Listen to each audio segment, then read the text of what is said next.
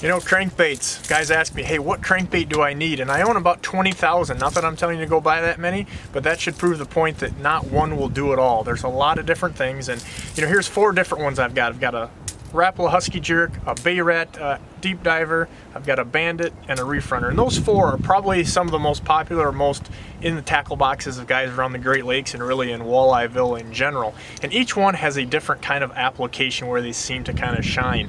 You know, the Bay Rat is a great bait. It has a little bit different frequency and pitch. It's kind of like takes over some of that deep junior thunder stick that guys used to use in the past, things like that. They've got some awesome color selection without basically getting custom colors without having to pay custom color pricing. You know, the Husky Jerk is kind of, for me, an early and late thing in the year. It perfectly suspends. Put this in a bucket of water and that thing will perfectly suspend. So that's the really good thing when it's cold and you're going slow. That's not gonna rise up out of the strike zone. And the Bandit is kind of basically, it's like that sister we all don't like. It's loud as all get up. I mean, that thing is a rattle and shaking deal. In dirty water, this thing is a crusher. And then you've got kind of the old one, I call it the bait that made Erie, the original 800 Reef Runner. This thing just flat out catches them. It has a great hunting action. Fish don't seem to follow it, they get on it. This bait's darting all over.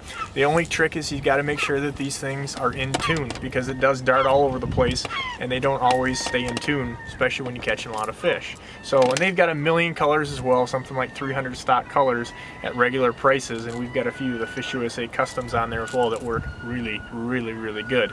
But the thing you'll notice about these is they're all about 4 to 5 inches and they come in a couple sizes, almost every one of these models, and they're about, you know, anywhere from 10 to 20 feet deep, maybe 20 some feet on certain models here depending on how much line you have out.